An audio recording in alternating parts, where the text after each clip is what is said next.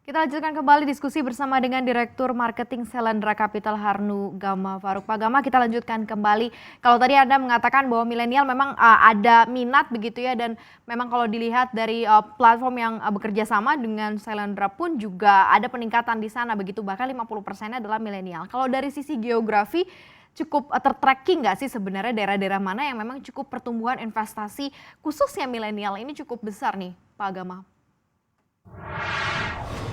Mungkin kembali tadi yang saya sudah sempat singgung di depan, Mbak, bahwa emang kenapa tadi kita ada sedikit lag ya, mungkin ada faktor teknologi. Itu terbukti kenyataannya sekarang juga nasabah kami masih terkonsentrasi di Pulau Jawa sih. Padahal kita melihat banyak potensi di luar Pulau Jawa yang mungkin adalah akibat dari pemerataan teknologi yang tadi saya sempat sampaikan di depan, yang masih butuh support dari pemerintah dan para stakeholder sih. Kita tinggal lihat nanti seperti apa begitu ya, supaya ini juga bisa menjangkau keseluruhan. Tapi kalau dilihat dari karakteristik milenial sendiri nih, untuk sesuatu yang sebenarnya lebih suka sesuatu yang instan begitu ya, atau sesuatu yang cepat gitu, atau sesuatu yang nggak mau nunggu-nunggu lama. Nah, seperti apa Selendra melihat begitu ya, mungkin terhadap cerminan produk yang akan ditawarkan untuk para milenial nih, Pak Gama?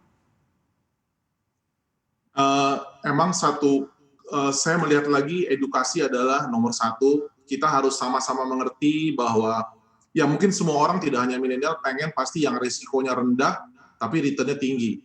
Tapi kenyataannya kan perbanding risiko dan return itu berbanding lurus, Mbak.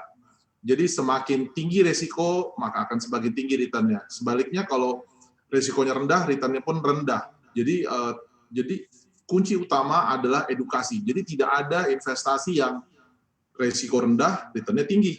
Itu tidak ada. Jadi kembali lagi, edukasi yang merata, yang komprehensif, yang tidak menjebak, yang memberikan misinterpretasi sangat diperlukan dan harus dilakukan bersama-sama dengan para stakeholder, sehingga tujuannya adalah satu, untuk kemajuan pasar capital market Indonesia. Sejauh ini yang terlihat seperti apa Pak untuk risk appetite-nya para milenial yang tergambar dari beberapa produk-produk mungkin di Selendra Capital begitu ya. Apakah memang banyak yang akhirnya memilih mungkin reksadana berbasis saham gitu jauh lebih besar minatnya ke sana begitu, ataukah di dalam tahun ini kan agak cukup fluktuatif nih. Nah, mungkin ada pergeseran juga begitu, tadinya mungkin lebih ke konservatif terus kemudian sekarang lebih ke agresif karena mungkin udah ada gairah lagi nih di pasar equity. Seperti apa Anda melihat ya Pak Gama? Menurut kami, kita dari waktu ke waktu yang tadi saya sempat mention di depan, kita selalu melakukan sosialisasi literasi dari kampus ke kampus. Di situ kita melihat bahwa milenial cenderung punya appetite growth to agresif. Jadi emang mereka memerlukan literasi yang mumpuni. Jadi menurut kami, untuk mereka ada 3 hal yang penting, Mbak. Jadi yang pertama, mereka harus tahu persis tujuan dari investasi mereka. Kemudian mereka punya cash flow, dan hal itu tidak dipaksakan, jadi sesuai dengan cash flow-nya. Dan yang ketiga adalah aset alokasi. Jadi aset alokasi ini adalah berapa persen dari investasi mereka yang ditempatkan di saham, berapa persen yang ditempatkan di obligasi, dan berapa persen yang di pasar uang. Jadi 3 hal ini yang menurut kami harus diperlukan para milenial dalam memulai investasi di reksadana. Oke, apa sih tantangan terbesar Pak untuk meyakinkan para milenial compare generasi-generasi sebelumnya begitu ya, seperti misalnya generasi baby boomer begitu ya, strateginya seperti apa begitu untuk mempersiapkan atau untuk lebih meyakinkan para milenial ini untuk bisa berinvestasi begitu, karena kan mereka nanti akan menjadi influencer juga, mungkin dia akan mempengaruhi atau akan memberikan juga gambaran kesuksesan investasi terhadap teman-temannya begitu ya. Nah, ini akan seperti apa nih Pak? Kalau saya bilang emang yang karena mereka sangat senang, mereka tidak gaptek, mereka sangat senang dengan kemajuan teknologi.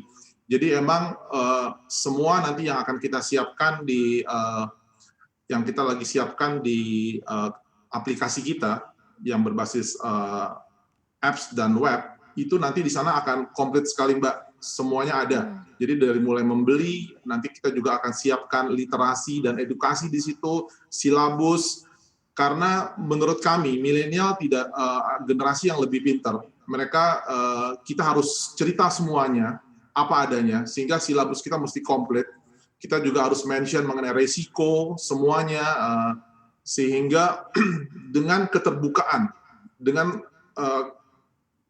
komprehensifnya informasi yang kami berikan melalui aplikasi kami, harusnya milenial kita akan tumbuh lebih cepat di tahun-tahun depan sih. Dan kami percaya juga milenial akan menjadi mungkin 5-10 tahun depan akan menjadi penopang utama perkembangan dari pasar modal kita. Oke, kita ini mungkin sedikit gambaran nih Pak Gama, apa saja yang bisa diakses melalui aplikasi yang sedang disiapkan oleh Sailendra Capital untuk para milenial nih.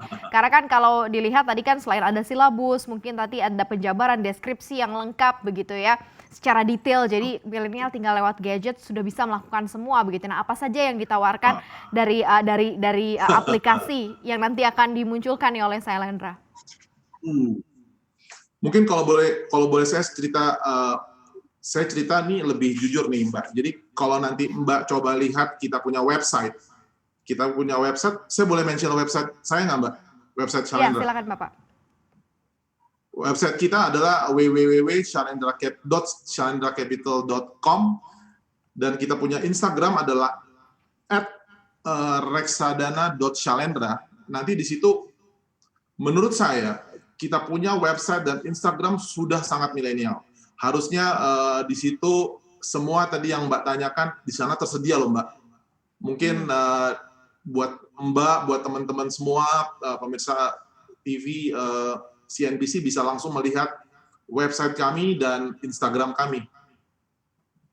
Oke, berarti bisa langsung dilihat seperti apa ya. Nah, sedikit Pak, seperti apa Anda melihat potret investor milenial? Mungkin investor milenial ini kan nanti akan berubah lagi dengan generasi berikutnya begitu ya, dengan karakteristik yang berbeda lagi begitu ya. Nah, seperti apa sebenarnya Sailendra Capital memandang begitu ya generasi-generasi ini untuk menggarap para generasi-generasi ini sesuai dengan karakter dan juga kebutuhannya masing-masing. Seperti apa Pak Gama? Waduh, itu pertanyaan lumayan, pertanyaan bagus sekali sih Mbak. Jadi kalau saya melihat, mungkin saya nggak bisa lihat lebih jauh ya. Saya melihat milenial ini nanti akan menjadi influencer untuk generasi-generasi sebelumnya.